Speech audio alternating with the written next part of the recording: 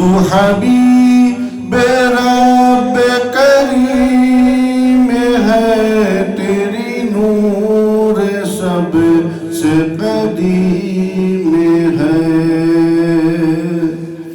तू हबीब रब करीम है, तेरा नूर सब से कदीम है।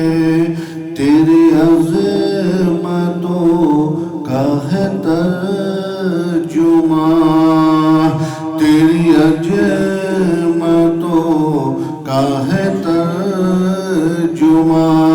वो बका था जाने बिलाल ही बलगल उला कशफत हसनत जमी। सल्लू अलैहि सल्लू अलैहि। আলহামদুলিল্লাহ, সমস্ত প্রশংসা মহান রব্বুল আলামিনের। দরুদ ও সালাম लौला के कौन मका शाहिब तो जहाँ रसूल अरबी मक्की व मदनी अहमद मुजतबा मोहम्मद मुस्तफ़ा सल्लल्लाहु ताला अलैहि वसल्लमेর প্রতি मोहब्बतेর সাথে সবাই বলি সালাতু ওয়া সালামু আলাইকা ইয়া রাসূলুল্লাহ। ইকোটা একটু কমায় দাও, ইকো মনে বেশি আছে। মেরাজের আয়াত আছে কিন্তু আমি পড়িনি, আমি কিন্তু অন্য আয়াত পড়েছি নাকি অবশ্যই। কারণ বিষয় হলো যে একটু ডিফারেন্ট স্টাইল আমি আজকে টার্ন লিব ইচ্ছা করছি, বাকি মৌলার কারণ হুজুর মেরাজে গেছেন এই আয়াতটা সচরাচর উলামায়ে কেরামরা পড়েন এবং ওটার উপরে তাকরীর এবং তাফসীর করেন, কিন্তু এখানে একটু ব্যতিক্রম করার চেষ্টা করছি আমি এই কারণে যে প্রথমটা হচ্ছে কি ওয়ামা আরসালনাকা ইল্লা রাহমাতাল লিল আলামিন। নবী আমি আপনাকে কুল কায়নাতের জন্য, অর্থাৎ বর্তমান জগৎ, অতীত জগৎ, ভবিষ্যৎ জগৎ, কবর, হাসর, নসর এবং সাফাত, বুঝতে হবে কিন্তু মাকামগুলো বুঝলেন। অতীত, বর্তমান, ভবিষ্যৎ, ইন্তেকাল, কবর, কবর থেকে হাসর, নসর এবং সাফাত। তাহলে হুজুরের মাকামগুলো এই কয়েকটা বললাম, ওনার তো বেইন্তাহা মাকাম আছে, ওনার মাহদুদ কোনো লিমিটেড কোনো মাকাম নাই, আনলিমিটেড। কয়েকটা বললাম। তো নবী যখন ছিলেন তখনও রহমত, নবী যখন এখন নেই এখনো রহমত। জাহিরি আকীদার কথা বুঝতে হবে, জাহিরি। নবী যখন এই বান্দা ইন্তেকাল করবে, কবরে চলে যাবে, তখনও কি রহমত। মা তাকুলু ফি হাযা রাজুলুন আছে কি না, 3 সওয়ালের মধ্যে একটা। তাহলে নবী ওখানেও আছেন, রহমত। আমার উম্মত যদি লড়খড়ায় যায়, আটকায় যায়, আমাকে চাহনেওয়ালা যদি হয়, তো কিছু না হোক আমি নবী তো মদদ করব। এবং আল্লাহর এখানে একটা হিকমত আছে। আল্লাহ তো সওয়াল করতে পারতেন মান রাব্বুকা মান দীনুকা, এইটুকুর মধ্যে থাকতে পারতো। নবীকে তো আনার দরকার, অন্যান্য আরো তো নবী ছিলেন, তাদের উম্মতকে তো বলা হচ্ছে না যে কবরের মধ্যে আসার কথা, কিন্তু আবার নবী আসছেন কেন? কারণ যে নবীকে আনা হচ্ছে এই কারণে যে ওই নবীকে আল্লাহ এত জিয়াদা মোহাব্বত করেছে যা আপনার ওয়াজুদের হিস্সা, আপনার ওয়াজুদের हिस्सा। तो मैं ना सही कोई और सही, বুঝেননি? তাসাউফি আলোচনা একটু ব্যতিক্রম হয়। নুক্তা চিনি এবং জবর যে ধরার চেষ্টা করবেন না, বোঝার চেষ্টা করবেন। मैं नहीं सही कोई और सही। কারণ আমি আল্লাহ ঘোষণা দিচ্ছি যে বাপ মা সন্তানকে যা ভালোবাসে, বাপ মা সন্তানকে যা ভালোবাসে তার চেয়ে 10 গুণ বেশি আমি আল্লাহ বান্দাকে ভালোবাসি। এটা কার সিফাত? আল্লাহর সিফাত। আল্লাহ ভালোবাসে কাকে? তার বান্দাকে, যাকে তিনি সৃষ্টি করেছেন। উনি ক্রিয়েটর, আমরা ক্রিয়েট। উনি ক্রিয়েটর, আমরা ক্রিয়েট। তো ক্রিয়েটর ক্রিয়েট করে নিজে ভালোবাসছে কত গুণ? 10 গুণ। বাপ মার চাইতেও 10 গুণ বেশি। তা আমরা সাধারণত পিতামাতা হয়ে আমাদের সন্তানে একটু হয়ে গেলে কি করি? বিচলিত হয়ে পড়ি। তো সেখানে আল্লাহ তাবারক ওয়া তাআলা 10 গুণ বেশি ভালোবাসেন। তো বান্দার কষ্টকে কি করে বরদাস্ত করতে পারেন? তো সিফাত আর জাত দুটা অংশ আছে। যেমন নূরুন নবীকে নিয়ে ইখতিলাফ রয়েছে। কেউ বলে জাতি নূর, কেউ বলে সিফাতি নূর। কেউ বলে জাতি নূর, কেউ বলে সিফাতি নূর। তো আকীদা আহলে সুন্নাত ওয়াল জামাতের, হাত দাও, আকীদা আহলে সুন্নাত ওয়াল জামাতের আকীদা এটা হচ্ছে যে নবী জাতি নূর, সিফাতি না। বরং নবী জাতি নূর হওয়ার কারণে নবীর ভিতর জাতীয় আছে, সিফাতিও আছে। আর সিফাতি বললে জাতির অজুদ বা অস্তিত্ব থাকে না। সিফাতি বললে শুধু সিফাতির মধ্যেই সীমাবদ্ধ। কিন্তু জাতি যখন আপনি বলছেন, তো সেখানে জাতীয় রয়েছে, সিফাতিও রয়েছে, দুটো একসঙ্গে মিশ্রণ। তো নবীর এই নূরকে নিয়ে ইখতিলাফ, জাতি এবং সিফাতি। তো ওয়াজুদ বললাম, मैं नहीं कोई और सही। তো আমি যখন বান্দাকে ভালোবাসি, 10 গুণ বেশি ভালোবাসি, তার তাকলিফকে, তার দুঃখকে, তার নারাজগিকে আমি বরদাস্ত করতে পারি না, সহ্য করতে পারি না। তো আমার মাহবুবকে, টপিকটা বুঝবেন, আমার মাহবুবকে নবী, আমার মাহবুব নবী, আমার হাবিব নবী, আমার আজমতের বহিঃপ্রকাশ নবী। তো নবী যখন আমার হাবিব, আমার মাহবুব, আর সেই নবীর উম্মত,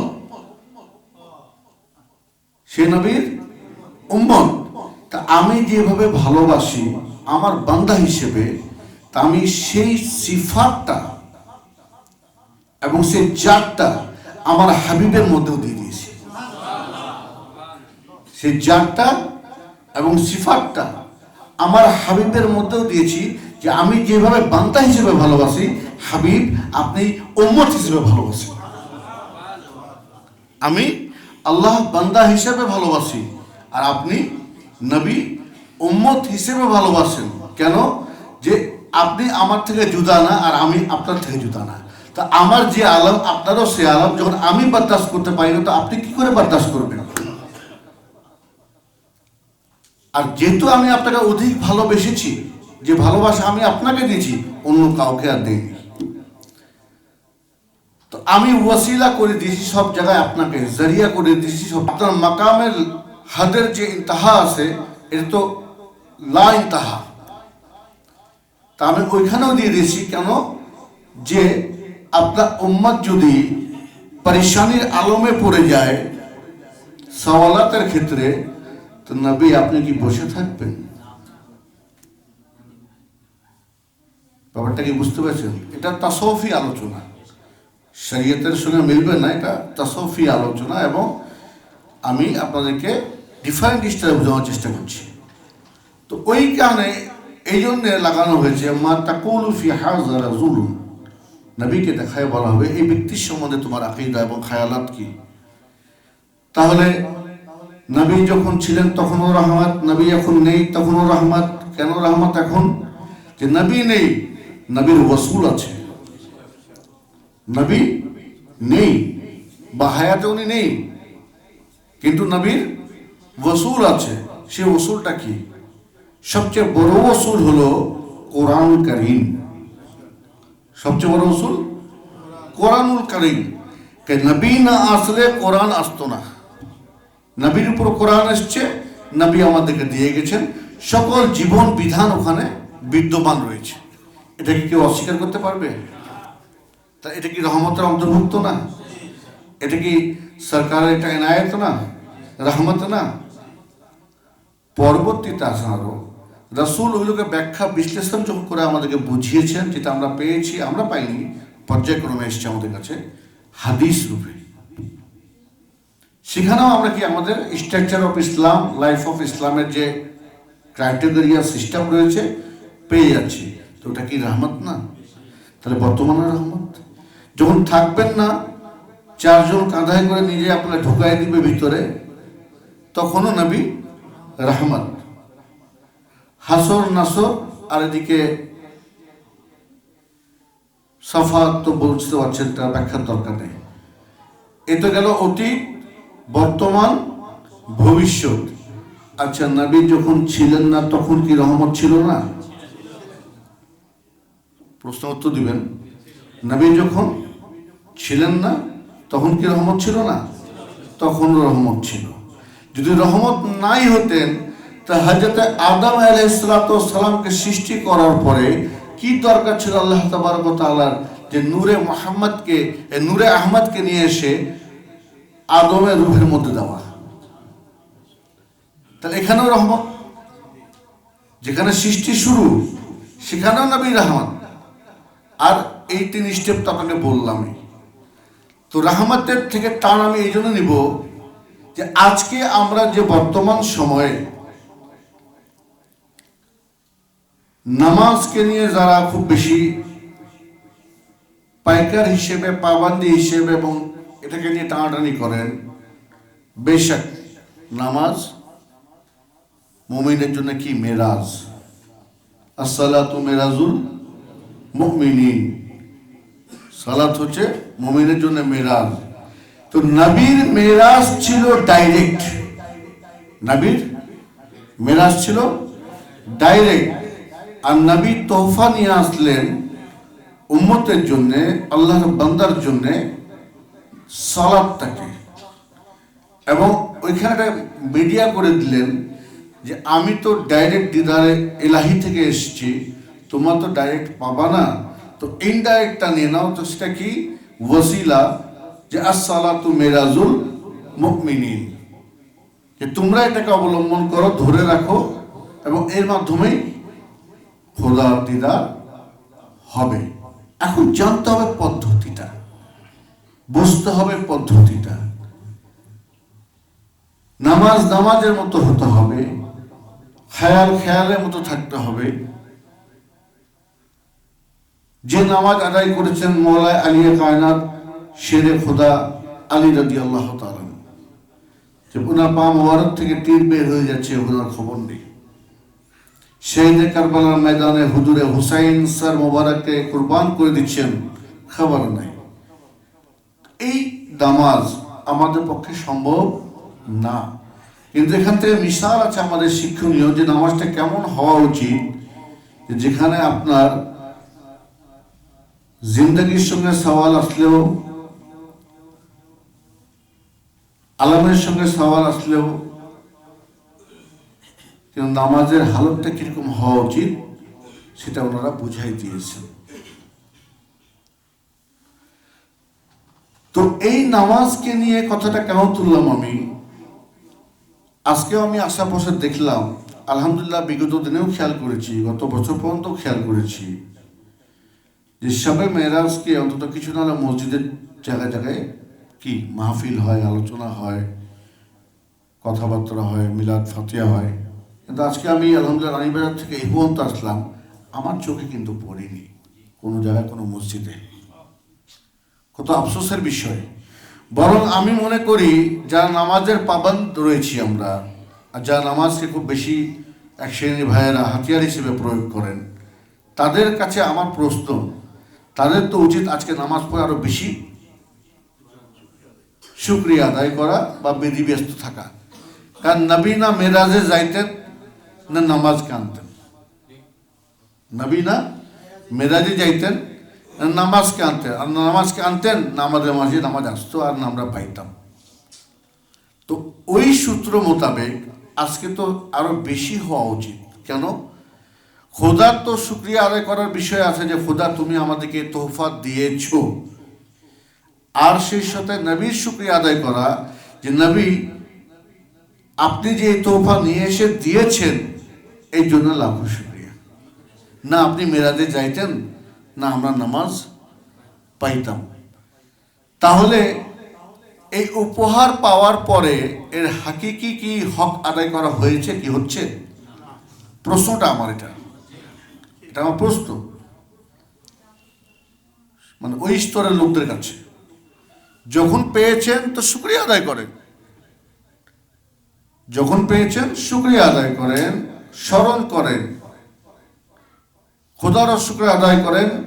যার মাধ্যমে পেয়েছেন, যার ওসিলায় পেয়েছেন তারও শুকরিয়াকে আদায় করেন। কিন্তু বড় দুঃখের বিষয় যে সেটা আস্তে আস্তে আস্তে আস্তে হারিয়ে যাচ্ছে, এবং হারানোর যেতে যেতে গিয়ে যুক্তির এখানে উপস্থাপন চলে আসছে এইভাবে যে নবী স্বপ্ন যোগে মেরাজ করেছেন। নবী স্বপ্ন যোগে মেরাজ করেছেন, নাউজুবিল্লাহ। আমি এই জন্য বলবো যে এটা আকীদা আহলে সুন্নাত ওয়াল জামাতের অন্তর্ভুক্ত নয়। আমরা আকীদা আহলে সুন্নাত ওয়াল জামাতে যারা রয়েছে আমাদের ইয়াকিন হচ্ছে নবী সশরীরে ডিরেক্ট মেরাজে গেছেন, খোদা নবী দেখেছেন, নবী খোদার দিদার করেছেন। মাঝখানে কি হয়েছে এটা কোনো সবুত দলিল নেই, কেউ বলতে পারবে না। আমরা কোরআনের আয়াতের আলোকে, মুফাসসিরদের তাফসীরের আলোকে, ইতিহাসবেত্তাদের ইতিহাসের আলোকে বিভিন্নভাবে আলোচনা করে থাকি। এটাই হলো আমাদের সীমারেখার কথা বলছি। কিন্তু আমরা জানি যে নবী মেরাজে গেছেন, যাওয়ার পর কি হয়েছে এটা কি কেউ জানে? বর্ণনা এসছে কোথাও? কি আপনি বলেন?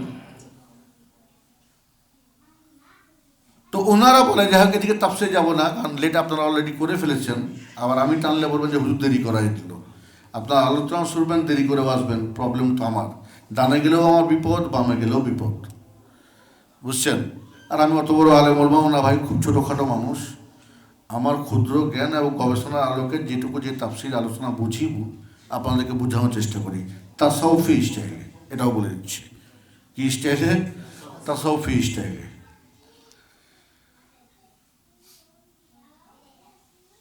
তো সপ্তযোগে নবী মেরাজে গেলেন, আলহামদুলিল্লাহ, আমি আপনাদের কথাটাকেও মেনে নিলাম।